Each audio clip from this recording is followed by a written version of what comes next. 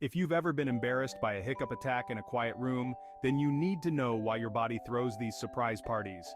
Hiccups happen when your diaphragm, the muscle that helps you breathe, suddenly spasms. Yes, that little muscle can cause a lot of drama. When it spasms, you take a quick breath in, but it's cut off by the closing of your vocal cords, causing the hiccup sound. Bam! Hiccup attack. So why the diaphragm drama?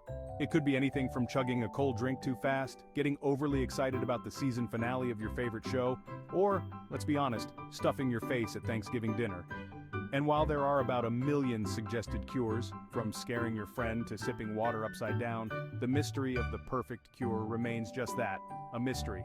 So next time you start hiccuping, remember your body's just keeping you on your toes.